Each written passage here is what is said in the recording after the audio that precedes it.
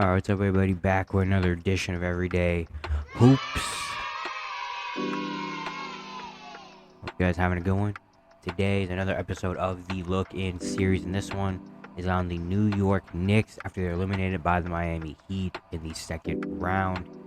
And yeah, a lot of stuff to talk about with this team.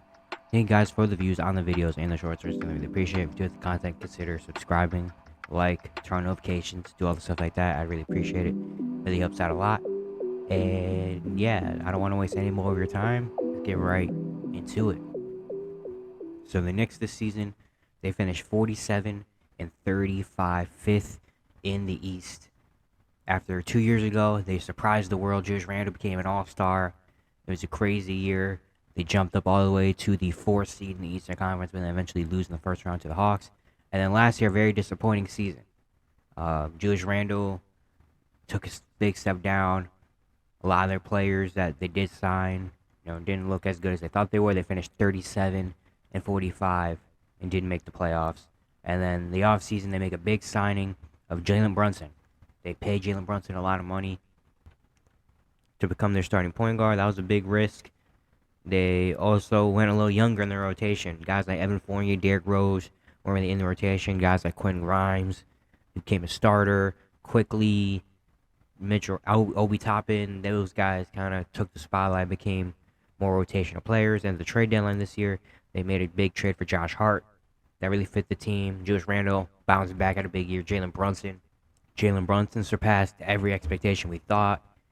And the Knicks became a really, really good team. 47 wins, fifth in the East. Man, quickly was running for sixth man. Guys like Quentin Grimes, Josh Hart, Mitchell Robinson having really good years. And it was just, a great year for the Knicks.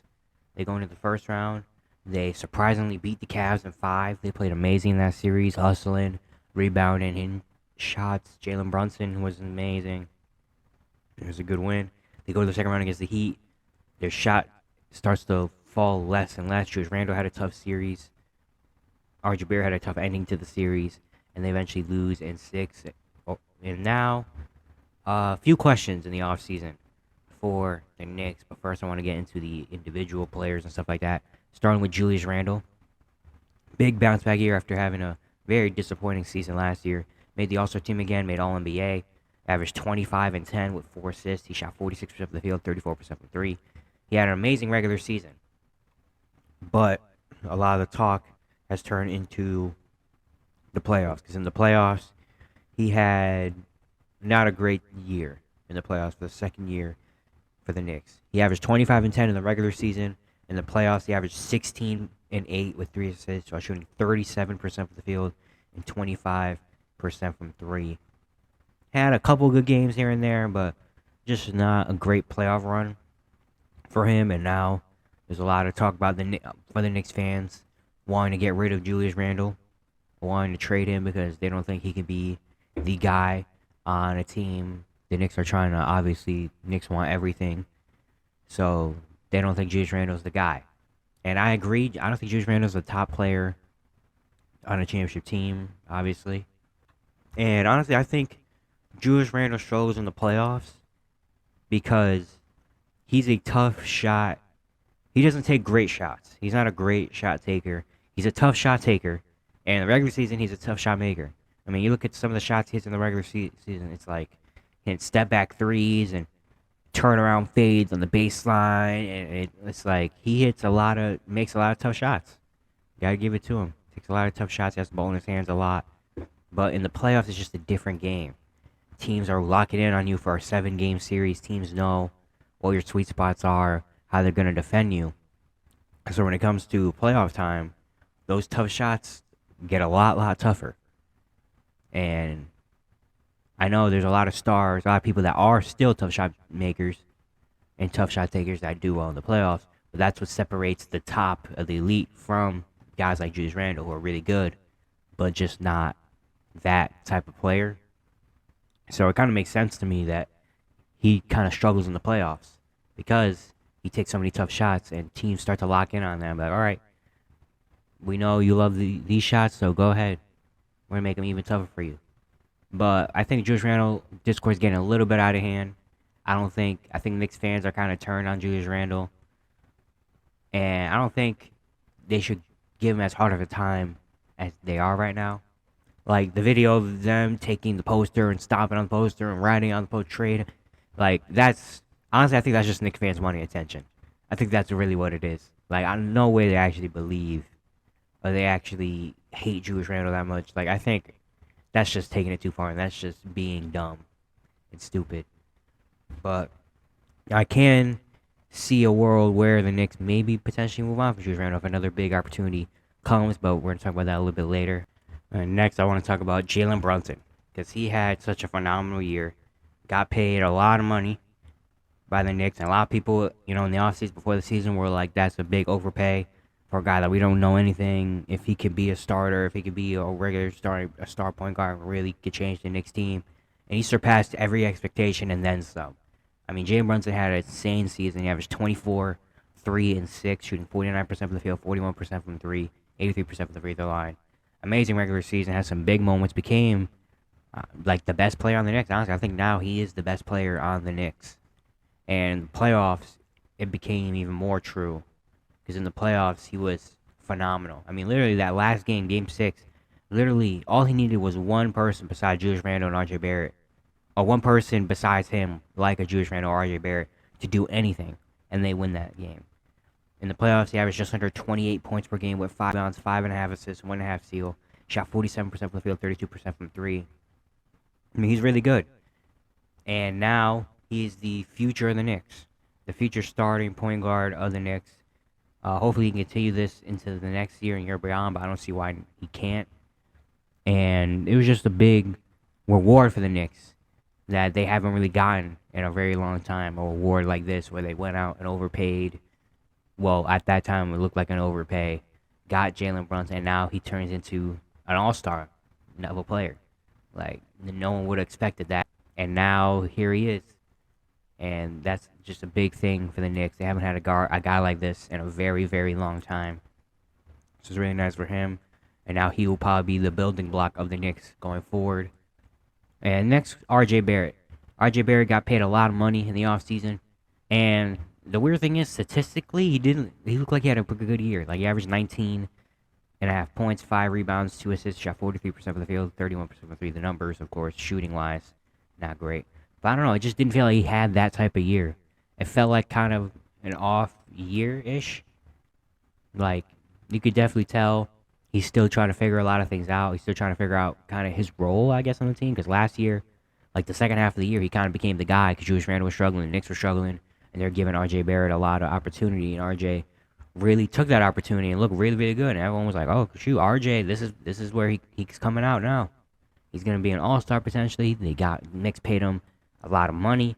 And then he came out this year and kind of didn't look like he had that same fire as he did the end of last year. He still had a solid season, obviously. But there's still a lot of things he has to work on and still has to figure out. But a big confidence booster and a big thing that I would hold on to for the Knicks is that playoff run. The first 2 games in Cleveland, he was just out there doing nothing. But then from then on, he really turned into very aggressive, getting to the rim, getting to the free throw line. They say he made a slight tweak in his jumper. His jumper looked a lot better. And maybe that's the confidence boost, and that's kind of the thing that pushes him to the next level, potentially next season. I really feel like that could be the thing if he's still on the Knicks. We're going to talk about that a little bit later as well. A tough ending, though. He only went 1 for 10 in that Game 6 loss against the Heat. But I think there's some things to work on with RJ Barrett. He still has a lot to figure out. And people forget he's still only like 23, 22 years old. So he still has a lot of time left to figure those things out. But the Knicks role players is what I really loved about this team. And why I was kind of disappointed in the playoffs, how they played, because their role players are really good. I mean, Quickly was dang near 6th man of the year. He was my vote for 6th man of the year. He didn't get it. But he had a great year. He averaged 15, 4, and 3. He shot 44% from the field, 37% from 3. He played really, really well. Quentin Grimes had a big year. I love Quentin Grimes. He averaged 11 points per game. He shot 46% from the field and 38% from 3. Had a really tough time in the playoffs, though. But he's a keeper. And then Josh Hart, who will be going into free agency, and I'm assuming he's probably going to stay in New York. He averaged 10 and 7 with 3 assists and a steal in his 25 games in New York, while also shooting 52% from 3, even though he only took 2 a game. But the Knicks have just so many good role players. Mitchell Robinson had a good year. Obi Toppin has some moments. Isaiah Hartenstein was really good as a backup big. Even guys like Miles McBride and Jericho Sims came in and had a couple bright spots here and there throughout the season. The Knicks have a really good team. I really like the Knicks team. They have great young players that still are developing, still have potential, but also still already have roles on the team that are very important. And then the guys like Julius Randle, Jalen Brunson, that kind of, and Josh Hart, that kind of vets in a way, even though they're only like 26, 27, but they're still kind of vets that are leading the way for them and making the big impact plays. That's great. And Tom Thibodeau had a really good year as well as a coach. But now it's looking on to the offseason and how to make things better for New York. And there's 2 ways it can go. One, they can kind of keep the same roster, maybe tweak it a little bit, maybe go get some more shooters, potentially maybe get more veteran wings that can come off the bench, because their wing play off the bench isn't great. So maybe I would like getting a backup small forward, backup power forward that can come in, just in case Julius Randle is having a tough time, RJ Barrett's having a tough time, or Quentin Grimes, Josh Hart hitting their shots, maybe another guy that could come in and hit those shots and play defense and do those things. Or maybe, title of the video, should they make a big move? 2 times in 3 years they made the playoffs. This year was their best year in like a decade, basically. They have the guys like Jalen Brunson that really showed off, Julius Randle. They got the really good young players. They have potential, and now they made a second round appearance. And because it is New York, keep in mind this is New York, one of the biggest, if not the biggest market in the world. They want success. They want fans. They want stars. Because it's New York. It's the Knicks. So do they go out and make a big trade?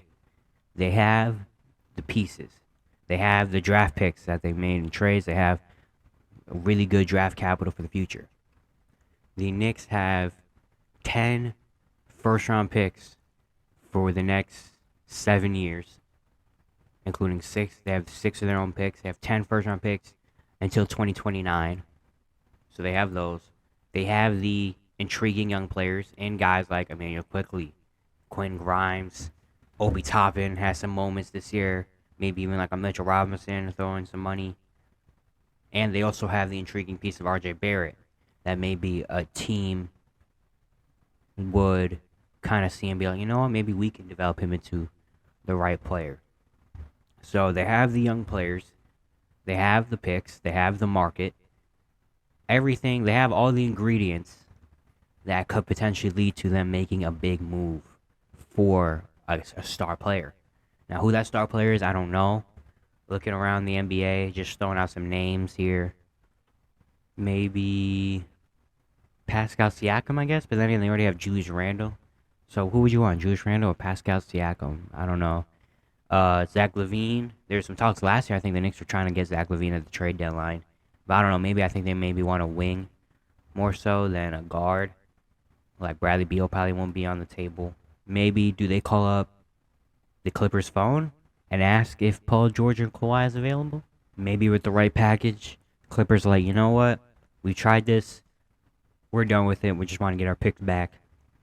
Maybe Paul George or Kawhi in New York. I guess Paul George in New York. I think that would be a really nice thing. Him, Jalen Brunson. So what that package look like? Probably RJ, Quickly. I mean, all their young players, some picks. Guys like that, potentially. Stephen A. Smith was talking about Damian Lillard. You already have Jalen Brunson, so I don't know. I mean, of course, Damian Lillard is better than Jalen Brunson, but having both of them in the backcourt, I don't know. Defensively, probably Tom Thibodeau would not like that. I don't know. There's just, I feel like the season isn't over yet, so maybe in the off season and when things start to get a lot more clear, we can have this discussion a lot better. But the Knicks have all the ingredients to make a star move. It's just the question of, do you make that star move, and do you risk it all right now? Risk trading some of those young guys and all those picks to go get a guy like maybe a Paul George or Kawhi or someone like that, and think that's going to take you to the next level, and risk the youth of the future and try to go off for it right now in this tough Eastern Conference where you still have Milwaukee probably coming back next year. Boston is still probably going to be around.